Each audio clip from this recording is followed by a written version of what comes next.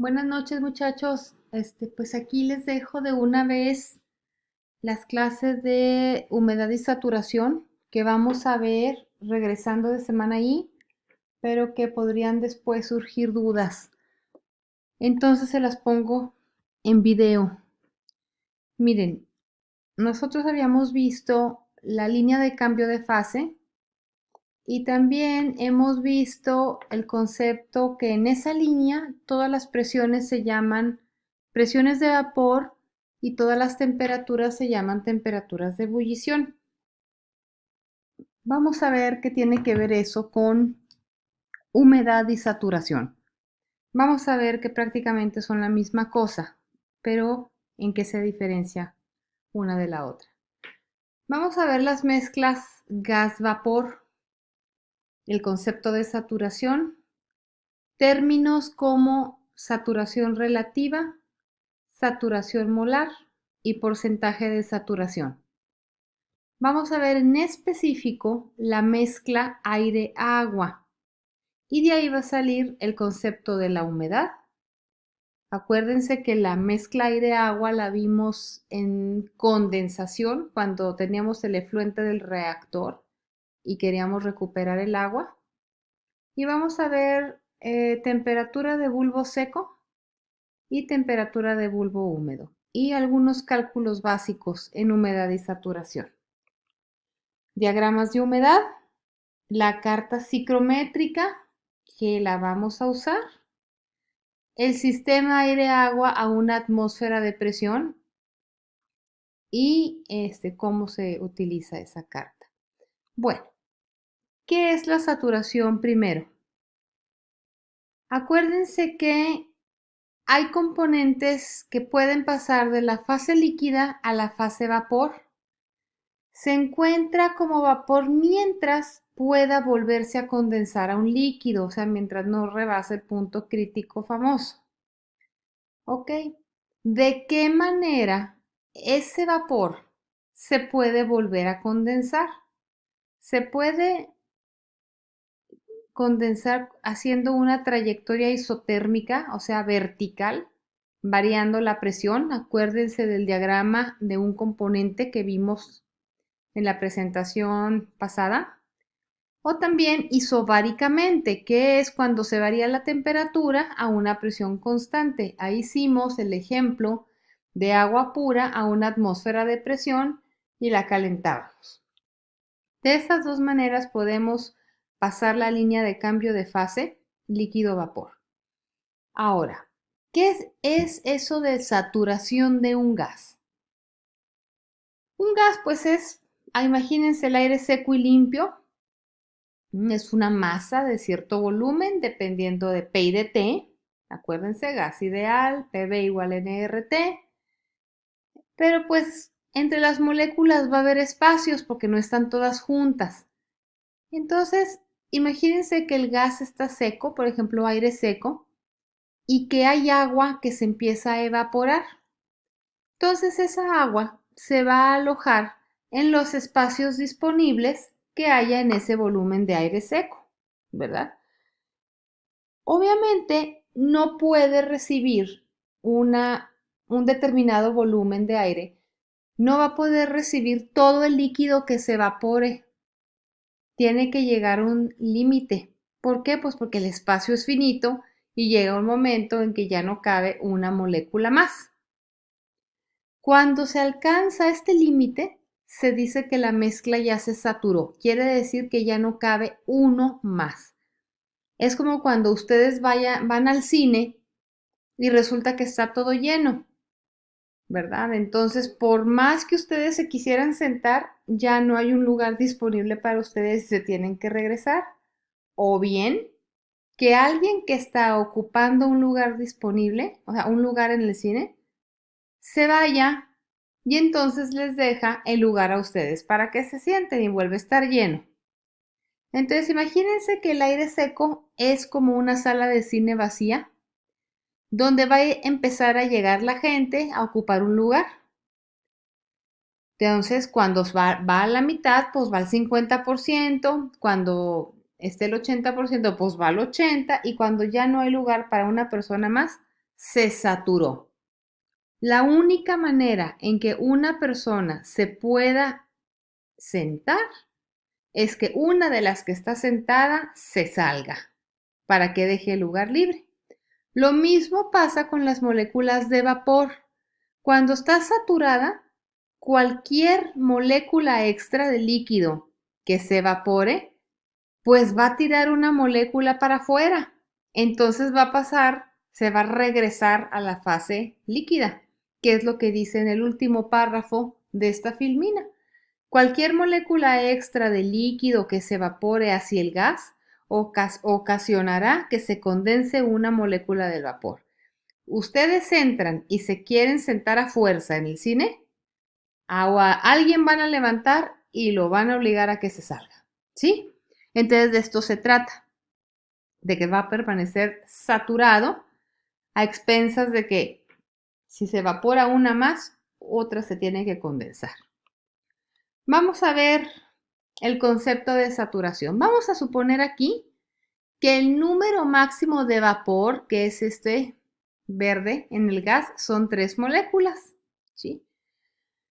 Aquí tenemos un gas, que son las pelotitas rojas, la fase líquida, y pues va a comenzar en estas líneas acá el proceso de vaporización. Entonces, por ejemplo, una de las 5 pelotitas que estaba en fase líquido se evapora y se aloja en el gas. No hay problema, porque necesita haber hasta 3 moléculas. Todo está muy bien, no más que vamos ahí al 33% de saturación. ¿Estamos de acuerdo con eso? Pues una de 3, pues es 33. ¿Qué más pasa? Con el tiempo, pues otra se va a evaporar y se va a alojar sin ningún problema en el gas. Ya vamos a ir al 2/3, o sea, al 67% de evaporación. Y cuando se aloja una más, llegó a su máximo y es cuando estamos al 100% y es cuando tenemos una mezcla saturada. Si una de estas moléculas se evapora, una de estas 3 se va a condensar, porque ya no hay lugar para una más. Entonces, saturado significa que alcanzó el número máximo de moléculas de vapor alojadas en el gas. Prácticamente es eso. Vamos a ver unas definiciones que lo único que me van a decir es cuánto vapor está alojado en ese gas. Es de diferentes maneras lo mismo, no más que las unidades van a cambiar. La saturación es una medida que relaciona el estado actual de la mezcla con el estado saturado. Acuérdense que les dije, cuando hay una de 3 pelotitas, pues la saturación es pues, 1/3, 1 de 3.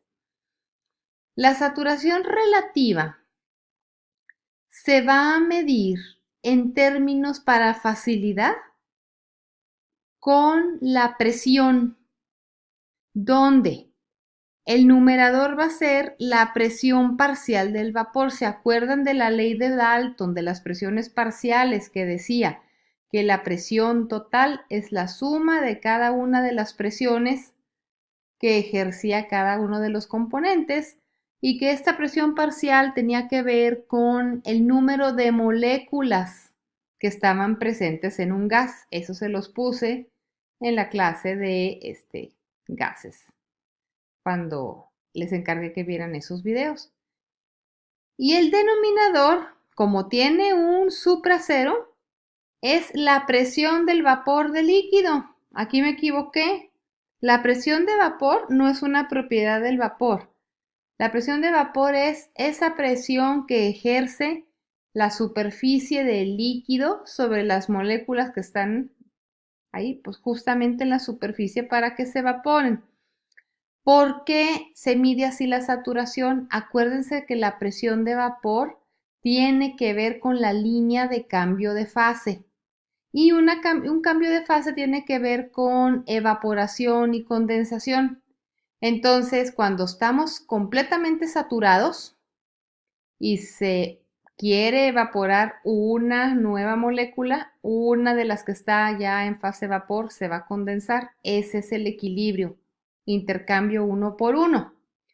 Entonces, por eso se hace con respecto a esa presión de vapor, pues que será la presión donde se dará un cambio de fase de algunas de las moléculas.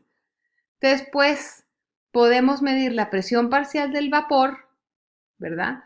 Como el número de moles de I sobre el número total de moles.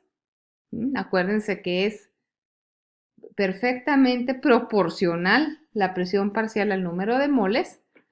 Y, pues aquí las tenemos. También las podemos utilizar como la fracción molar de I sobre la fracción molar en la saturación. Y es las moles de I entre las moles totales que pueden estar ahí arriba. Y también pues será menos usado, pero funciona como el volumen de la sustancia I sobre el volumen que tiene cuando está saturado. Lo más común es usar fracción mol, moles o la presión. Y se va a llamar saturación relativa porque es la presión relativa a la presión de vapor. ¿De qué otra manera podemos medir la saturación? Acuérdense que nomás es diferente la fórmula. Hay una medida que se llama la saturación molar, SM, y se mide como moles de vapor sobre moles de gas libres de vapor. Es separarlos. ¿Se acuerdan cuando vimos la molalidad? Que eran moles de soluto entre kilogramos de disolvente y no se separaban. Hagan de cuenta es eso. Por un lado están las moles de vapor y por el denominador están las moles de gas libre de vapor. ¿Cómo vamos a saber eso? Las moles de vapor las podemos medir, NI, y las moles de gas libres de vapor pues son las moles totales menos las moles de vapor. ¿Sí? Esto lo podemos traducir a fracción molar y también lo podemos traducir a fracción, a presión parcial. Esta es la presión parcial de I y esta es la presión total. Otra medida es, por ejemplo, el porcentaje de saturación. Ese cómo se calcula, la saturación relativa, que ya la vimos, multiplicado por la presión total menos la presión de vapor, entre la presión total menos la presión del vapor. Imagínense que uno de los términos es presión de vapor, de vapor, que es la que sacamos con Antoine, es esta, la del cerito, y otra es la presión del vapor o la presión parcial del vapor, que es esta, que es igual a las moles de I entre las moles totales, también, o es igual a la presión total por la fracción molar. Eso es Dalton. Hacemos esta operación y luego la multiplicamos por 100. Pero finalmente me está diciendo lo mismo. ¿Qué tanta agua, qué tanto vapor está alojado en un gas? Ahora sí, venimos al agua. Cuando el líquido que se evapora es agua, como en el caso de los efluentes que vimos, y el gas al que se evaporó es aire seco y limpio, todos los conceptos anteriores de saturación se llaman humedad. Entonces resulta que la humedad relativa es cuando el componente que se evapora es el agua y el gas es el aire. Ya no se va a llamar saturación relativa, se va a llamar humedad relativa. La humedad molar es igual, es una saturación molar, pero el vapor es agua y el gas es aire. Y la humedad específica también es una medida muy fácil. ¿Cómo le vamos a hacer? Se mide la masa de agua en kilos, gramos, libras, ¿verdad? En masa, sobre la masa de aire seco. Entonces aquí estamos midiendo, por ejemplo, kilos de agua por kilo de aire seco. ¿De qué otra manera la podemos calcular? Como la humedad molar, que es moles de agua entre moles de aire seco, multiplicado cada uno por su respectivo peso molecular para pasar a masa. Acuérdense que moles por peso molecular me da masa, es lo que estamos haciendo aquí. Esta es muy útil y muy utilizada aparte de la humedad relativa. Te la vamos a ver por ahí seguido. Pero solo es una medida de qué tan saturado o qué tanta agua o vapor de agua está alojado en el aire. Ahora sí, aquí vemos el porciento de humedad, que es otra medida, que es la humedad molar contra la humedad molar en la saturación, ¿verdad? O la humedad entre la humedad en la saturación por 100, porque es un por ciento. ¿Y cómo calculamos la humedad molar en la saturación? Como la presión de vapor del agua en esas condiciones entre la presión total menos la presión de vapor del agua. Acuérdense que la presión en la saturación es esa presión que se alcanza cuando ya va a haber un cambio de fase, o sea, cuando ya no cabe una pelotita más de vapor que se aloje. Entonces, por esto es lo máximo, es la humedad en la saturación, ¿sí? Entonces, por eso se usa la presión de vapor, porque estamos al punto de cambio de fase. ¿Qué otras cosas hay que ver? La temperatura de bulbo seco o dry bulb temperature, lo van a ver. Esa es la temperatura que se le mide a un gas con un termómetro normal. Es la que todos conocemos. Y la temperatura de bulbo húmedo mide qué tan saturado está el vapor. Está un gas con el vapor. O sea, hagan de cuenta que se hace un experimento, es un termómetro especial donde se ponen bajo condiciones como si se llenara de vapor de agua alrededor y luego se mide la temperatura. Estas dos temperaturas serán iguales solamente en la saturación, porque pues, es exactamente lo que está midiendo. Y la temperatura de bulbo húmedo será menor o igual a la temperatura de bulbo seco. Casi siempre nos vamos a manejar por la temperatura de bulbo seco, pero es importante conocer que la temperatura de bulbo húmedo mide qué tan saturado está un gas. Ahora, vamos a ver los diagramas de humedad, que también me miden lo mismo. Es una gráfica que proporciona información de propiedades de una mezcla como aire-agua con respecto a ciertos parámetros como la temperatura, la humedad relativa, la humedad específica, etc. Hay unos que se llaman diagramas de Mollier y lo que vamos a ver en el curso va a ser la carta psicométrica, que es una medición de la humedad. Ok. ¿Qué es esto de la carta psicométrica? Esta me va a dar información para la mezcla específicamente aire-agua, nada más, a diferentes condiciones de saturación y temperatura cuando la presión es de una atmósfera. Fíjense que ahí la presión no va a cambiar, estamos hablando de la presión barométrica. Entonces vamos a ver unas líneas donde la de la extrema izquierda va a ser la humedad relativa de 100%, en pocas palabras es cuando empieza a llover. Es cuando dicen está muy húmedo el ambiente y cuando ya no es posible más vapor alojado allá arriba en el aire, empieza a llover. Es porque la saturación llegó al 100. Vamos a ver en el eje de la derecha vertical la humedad específica que les había comentado y la temperatura de bulbo seco, que es la que medimos con el termómetro. También tenemos líneas de bulbo húmedo, acá está, y vamos a ver también punto de rocío, que va a ser muy importante para nosotros. Entonces vamos a ver. Una carta psicométrica muy sencilla es esta. Fíjense en las unidades. Aquí tenemos, bueno, tenemos la humedad relativa, que son estas líneas como acostadas, y tenemos la temperatura de bulbo seco en esta, en especial está en Fahrenheit. Muy bien.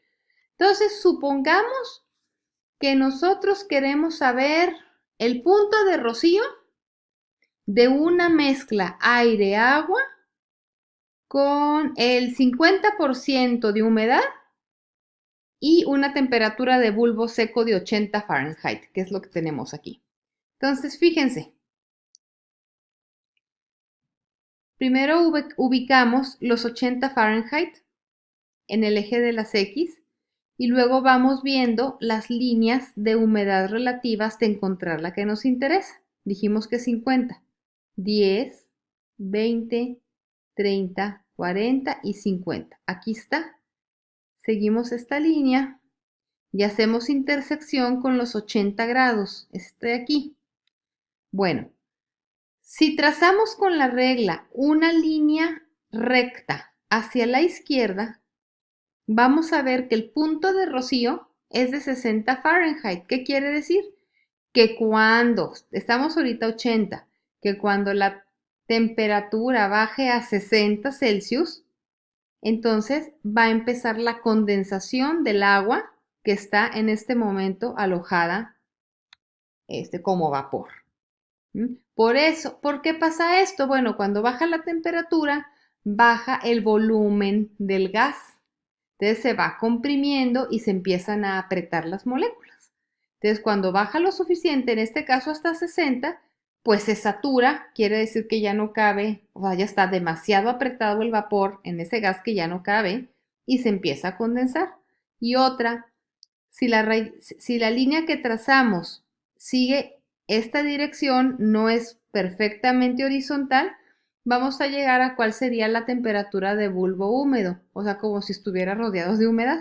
Entonces va a ser 60, 62, 64, 66, como 66 y algo, porque aquí ya está el 68, 68 Fahrenheit. Y si nos vamos, aquí no dice, pero si nos vamos hacia la derecha a cortar este eje, vamos a tener la humedad que es los kilogramos de agua o en este caso las libras de agua por libra de aire seco. ¿Sí? Así de fácil se lee la carta psicométrica, pero solamente para agua. Lo vuelvo a comentar. Esta es una carta psicométrica de Carrier que tiene ya todos los datos. Por ejemplo, podemos ver una temperatura de bulbo seco de 80, aquí está, y estas vienen a ser las líneas de humedad relativa. Aquí dice Relative Humidity. ¿Eh? Entonces nos vamos, por ejemplo, a 80 Celsius, y a lo mejor, a ver, ¿qué estará bueno? Esta, no sé qué será, que dice 15%. Aquí está, 15% de humedad relativa. Y 80 dije, a ver, vamos, 80, 80, 80, 80. Más o menos por aquí. Entonces, si trazamos una línea horizontal hacia la derecha, aquí me va a dar la humedad, que es como 0.045, aquí está, aquí como a la mitad, 0.045 kilos de agua por cada kilo de aire seco. Y acuérdense que eso lo podemos trasladar a fracción peso y también lo podemos trasladar con el peso molecular a fracción molar. Eso es importante. Y si me muevo hacia la izquierda y topo, me va a dar la temperatura de rocío. Estábamos en 80 con 15, para ser más exactos, como aquí. Trazamos una línea recta y por aquí medimos entre 36 y 40, digamos, cuando la temperatura baje a 38 más o menos, ahí estamos hablando de que comienza a condensarse esa agua o ese vapor de agua que en ese momento está alojado. ¿Sí? Y bueno, vienen otros datos también de energía, pero que no tienen nada que ver con este curso, pero también están en la carta psicométrica. Entonces, la única manera que hay que hacer es practicando, lo vamos a hacer en el salón de clases y también tendrán tarea para que aprendan, porque lo más importante saber es la temperatura de rocío. ¿Por qué? Porque si se empieza a producir la primera gota de condensado, quiere decir que estoy en la saturación, en el equilibrio, en el cambio de fase, y me va a dar muy buenos datos para saber la composición molar de aquello. Que a fin y al cabo acuérdense que queremos saber la composición molar y hacer un balance de materia, por ejemplo, sobre un condensador, ¿sí? Y este dato tan importante que es la humedad. Hasta aquí nos quedamos con esta clase. Ya con esta clase de teoría es lo último que vamos a ver y nos vamos a abocar a resolver sistemas aire-agua con este tipo de conceptos para que lo practiquen. Entonces, cualquier duda que tengan, este video creo que les puede servir y nos vemos pronto. Muchas gracias.